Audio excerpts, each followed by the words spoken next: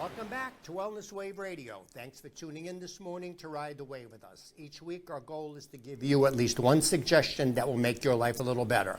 My name is Phil George. I'm a clinical biochemist, a certified personal trainer, and health coach. Please remember that everything we discuss on the show is for informational purposes only and should not be taken as medical advice.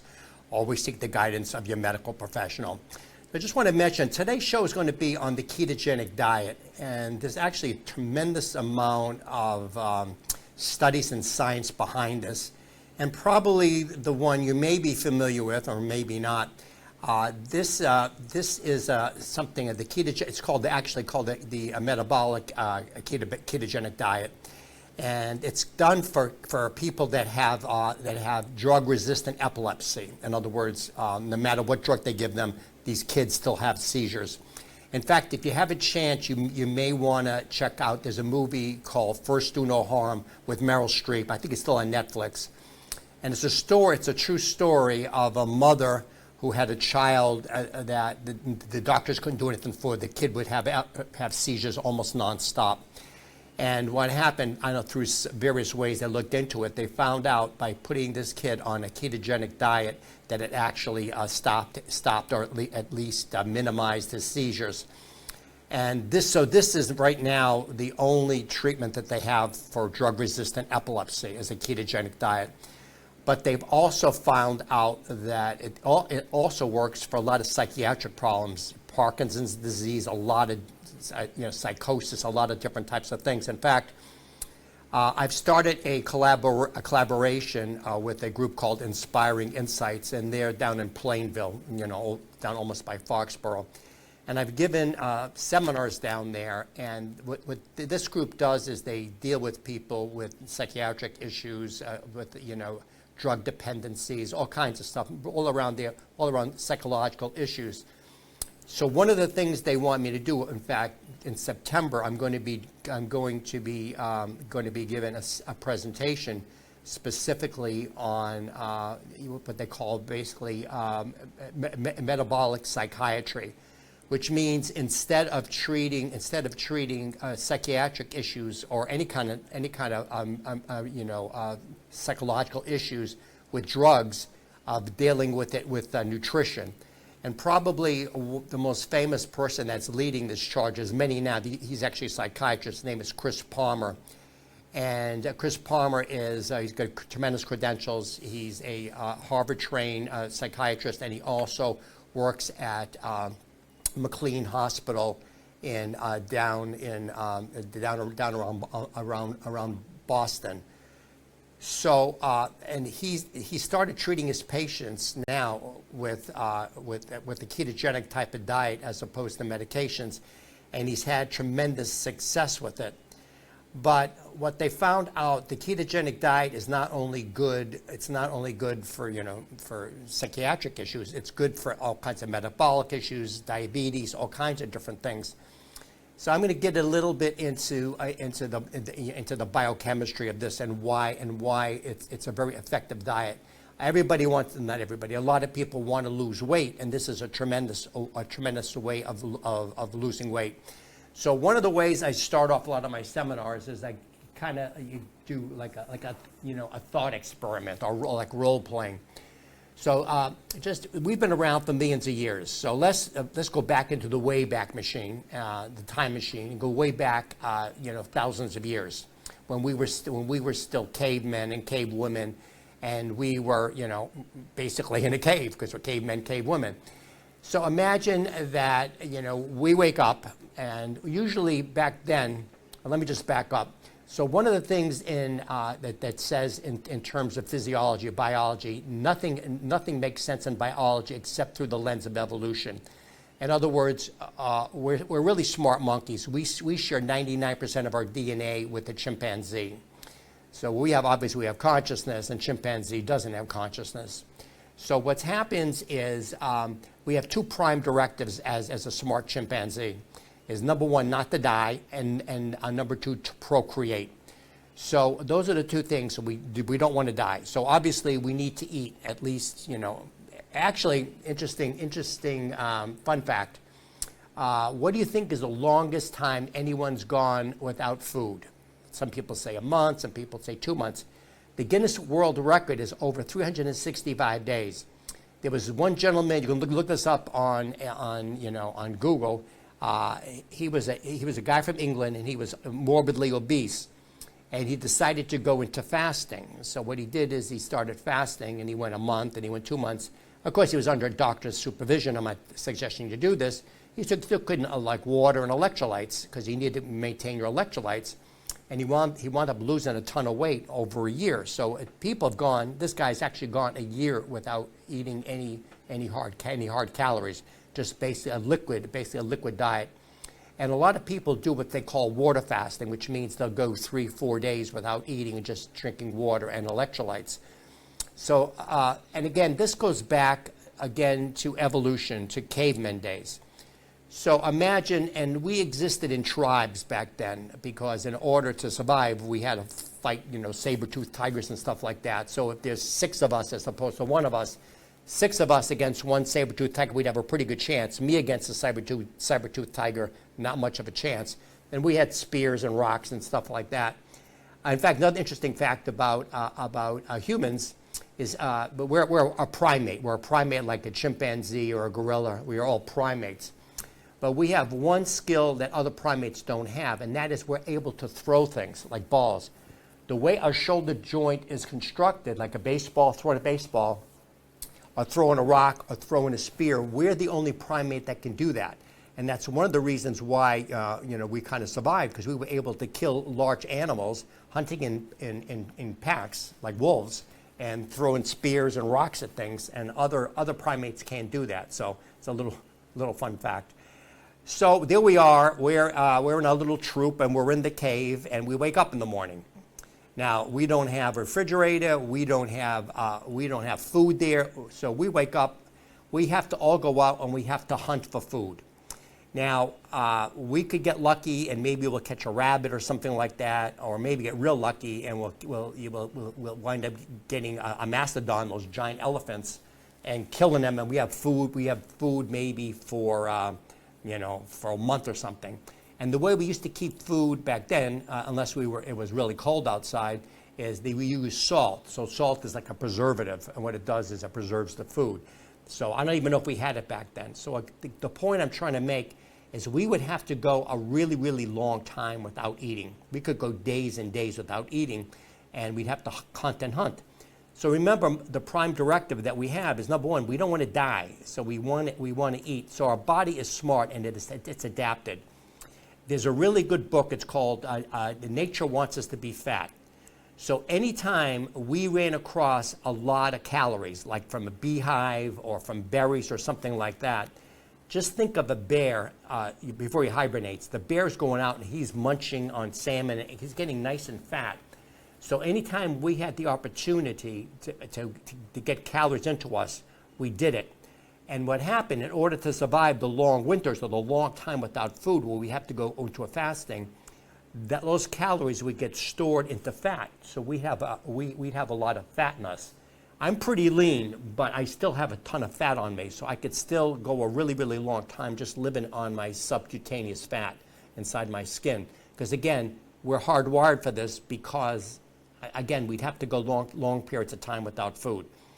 So what happens is our body can burn 2 basically types of fuel. One of them is obviously sugar.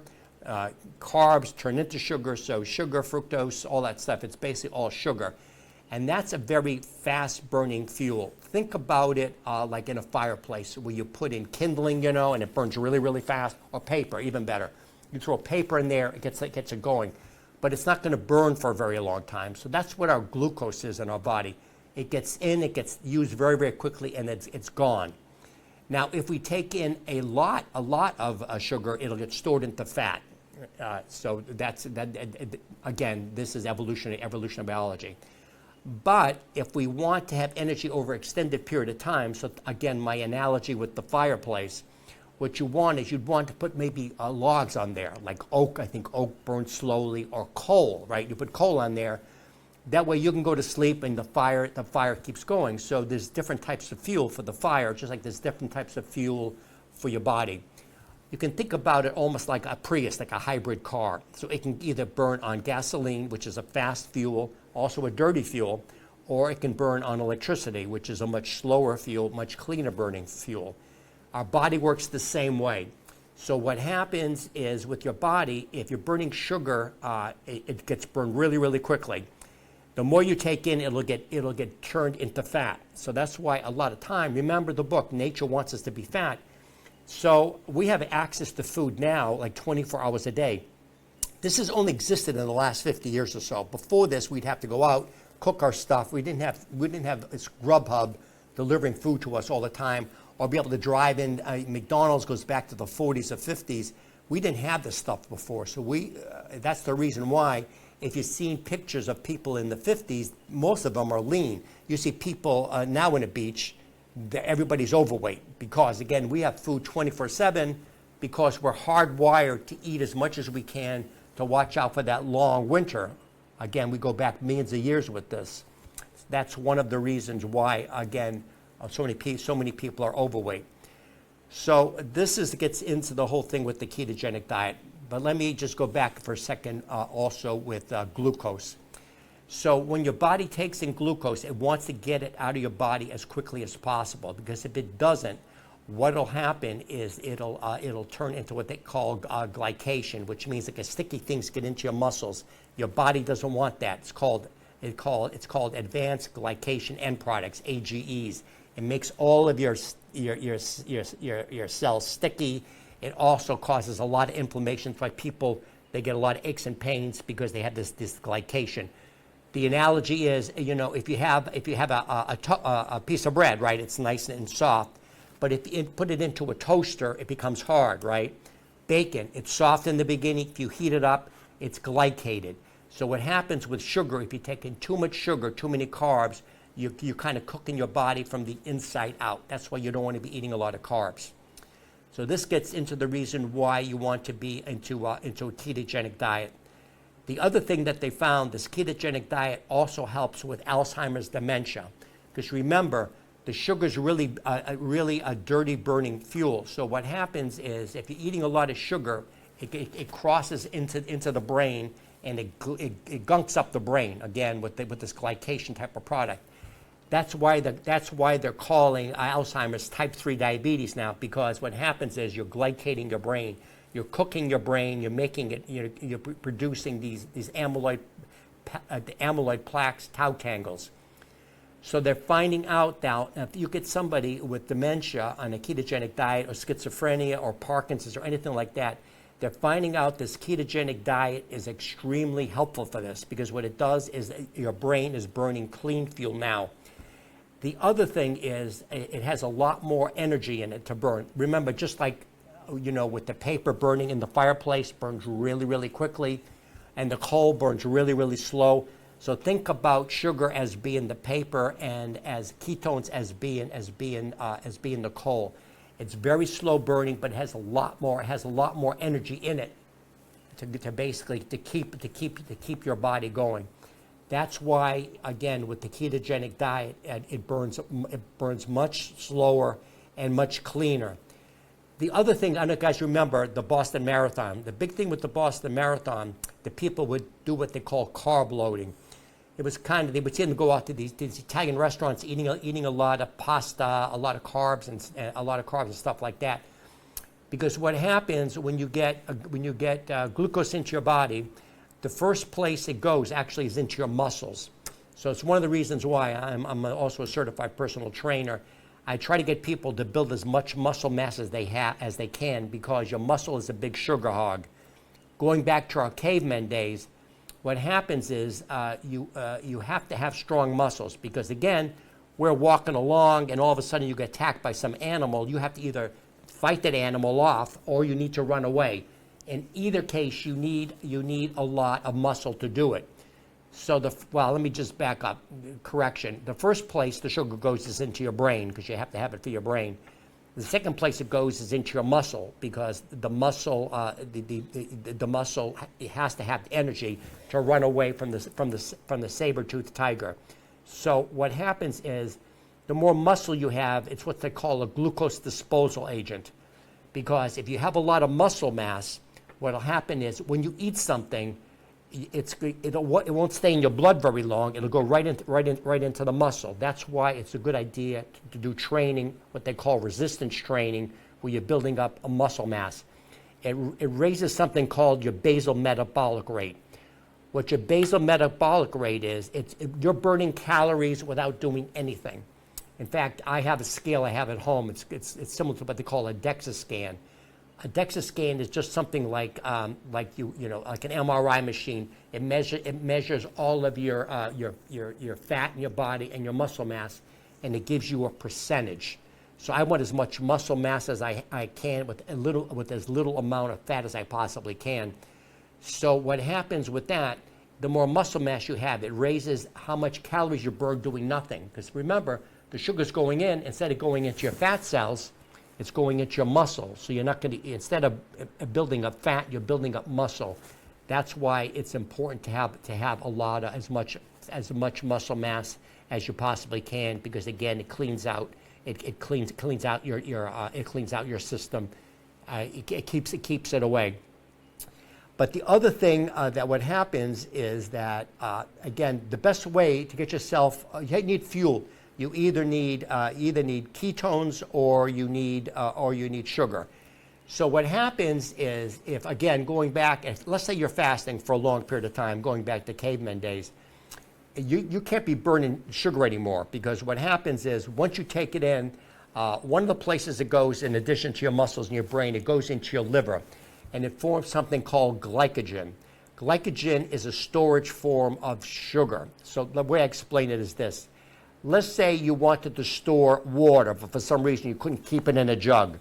So what you would do is you would take that water and you'd put it into your ice cube trays, right? And you'd put it in the freezer and it would freeze. So think about those ice cube trays as your glycogen in your liver. So it's there if you need it. So let's say you need water again for some reason. You would take out your ice cube tray and it would melt. You'd have the water.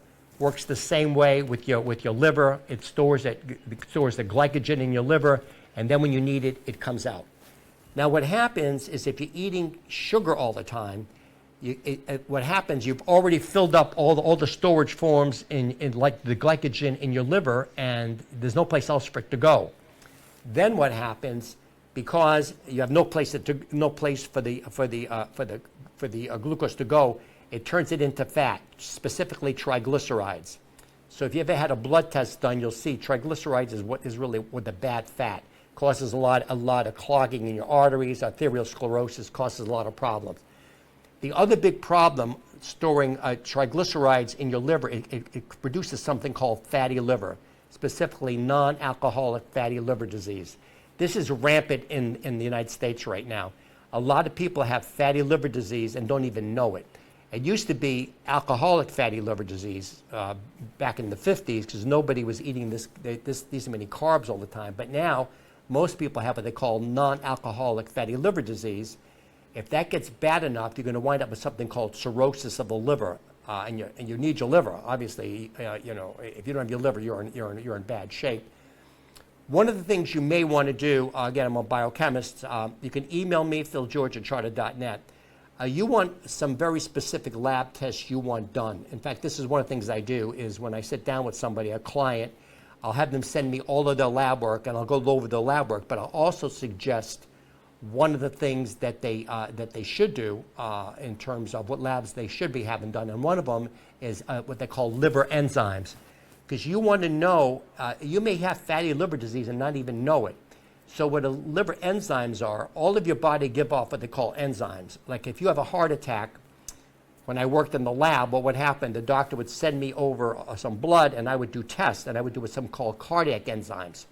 So if your heart is under strain, or if you're having a heart attack, you give off all of these these enzymes, which are like saying I'm in trouble, because the heart's not working correctly. And I can see in the lab, I can see if you had a heart attack, I can see when the heart attack started, I can see how severe the heart attack is just on those lab works. It works the same way with your liver. So, and your doctor may not order these liver enzymes. So you want these liver enzymes done. So feel free to email me, philgeorge@charter.net. I can either sit down with you, we can do a Zoom thing, And I can look over your lab results and I can let you know what it is, what kind of shape your liver's in, what kind of shape your heart is in. There's all kinds of stuff, but unfortunately, a lot of physicians don't order the right lab work. I'll give you another example. I think I mentioned this on the last show. So when I did the last seminar down in Plainville, this young girl was there, and she was like shivering, and it was like, it's warm in here, and it was warm over there also.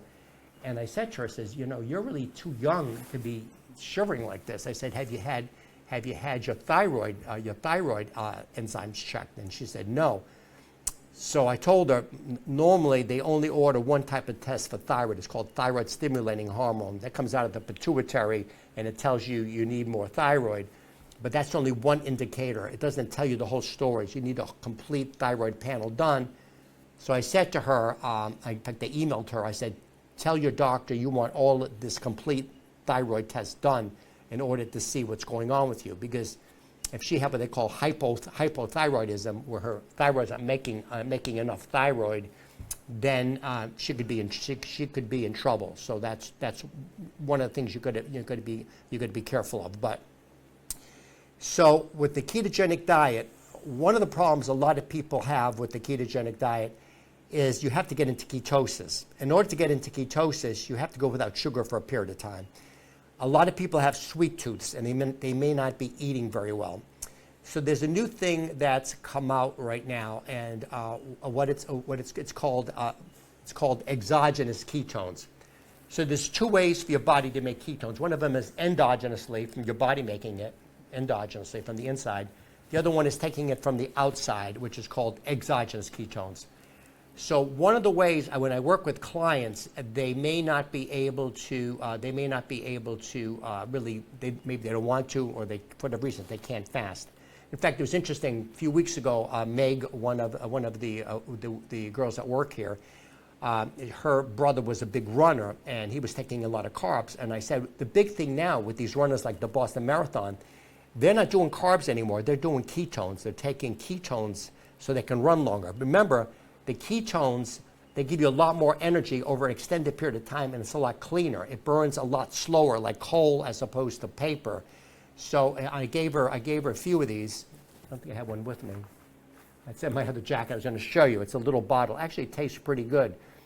So one of the things it does, in addition, because it's a slow-burning fuel, one of the things it does is if you take it, it has a very satiating feel. In other words, your body says, I have enough energy now. I don't need to eat anything. It's kind of like the GLP-1, like the Ozempic stuff. It's not Ozempic. It's a lot better than Ozempic, because Ozempic, the problem is it kind of mess up your stomach. So what happens with these exogenous ketones is you can just take it. So what will happen is, in fact, a lot of my clients, one of these exogenous ketones is called MCTs, medium chain triglycerides. And that's what they find they take it out of coconut oil. And what it does is it'll give you fuel for an extended period of time. So what I have a lot of clients do is in their morning coffee or in their salad dressing, instead of, they can put it in there. And what it'll do is it'll give them ketones into their body. It helps with the brain. It helps giving you a long-term satiation where you feel like you don't need to eat all the time. So we got the MCT oil, and feel free to email me, philgeorge@charter.net, because a lot of this stuff, you got to be careful where you get your MCT from. Is it organic? Is it clean? Where does it come from? A lot of these foods or supplements are made in China, India, where they don't have much quality control. The other problem with MCTs is there's different forms of it. You want something called caprylic acid, which is C8. There's different types of it, and that's the most bioavailable. In fact, you can look at this up on YouTube. There was what's called a neonatal podiatrist, and I'm not sure, a pediatrician, and her husband was coming down with Alzheimer's, and she was able to reverse his Alzheimer's or his dementia by going on this ketogenic with this MCT. So if you have somebody that that's got dementia, Alzheimer's, any type of neurological issues, you may want to email me, philgeorge@charter.net, like I'm doing with this Inspiring Insights in Plainville. They deal with this stuff all the time. I'm helping them work with a very specific diet, to help them with their patients, to help them overcome this, these different types of psychological issues. So this Mary Newport, she was able to reverse, and I do a whole seminar on this, able to reverse her husband's dementia and Alzheimer's disease, and with just doing the diet. So going back to Chris Palmer, the psychiatrist out of Harvard and out of McLean. So what he did is, again, he started, he stopped the medications, and he started doing a lot of people with long-term schizophrenia and psychological issues, is he started treating them with the ketogenic diet with tremendous results. So again, anybody any kind of psychological issues, you may want to look into that. In fact, I'll give you a couple of real life examples. I had a client, and she did have epilepsy, but she was being treated with drugs, but she was still having a lot of these problems. And she had a psychiatrist, and she also had, other doctors she was dealing with. And I worked with her, and I said, didn't they talk to you about the ketogenic diet in terms of the epilepsy? And I gave her, what I do with, if the doctor or the psychiatrist hadn't heard of it, what I'll do is I'll turn around and I'll give them a study or get them, from Harvard or whatever. And so she gave it to her psychiatrist, and the psychiatrist looked embarrassed to her, and he said, I'm amazed, I didn't think of this. So maybe your doctor just hasn't thought of it or whatever the reason, but I like to see you got to kind of be the CEO of your own health. You got to know what's going on. You got to do it. Hopefully I can help you with that. Again, I'm a biochemist. This is what I do, but there's a lot of alternative treatments. I had on the show twice here Dr. Donna Bartlett. She teaches, she's a pharmacist, teaches pharmacology at the Mass School of Pharmacy, and she said she calls it polypharmacy, where they're giving you too many drugs. They just keep throwing drugs at you over and over again, and they're not looking for maybe another way, maybe some type of a nutritional change or a supplement change or things like that. So before you get on all these drugs and everything like that, you may want to look at other alternatives. So I can give you other alternatives to look at, maybe to get you off of some of these drugs and do a more of a natural way of getting healthy. So one of the ways that the ketogenic diet does this, I'm going to go back to your high school biology days. You remember the mitochondria, the powerhouse of the cell. So again, with the mitochondria, your body makes up 2% of your body mass, but it uses 20% of your energy. So it uses a tremendous amount of energy. In order to make energy, your mitochondria have to be healthy. So in your mitochondria, you have something called the electron transport chain, and it goes from A to B to C to D, and then it kicks out ATP, which is the energy molecule. Statins are the most prescribed drugs out there, okay? And the problem with statins, it does lower your cholesterol and your LDL, but the other thing it does is it messes up a part of the electron transport chain. One part that's called ubiquinone, and ubiquinone is made from CoQ10. You guys have probably heard of CoQ10. So CoQ10, what it does is it transforms into this ubiquinone. But what happens with the statin interferes with it, so you can't make enough.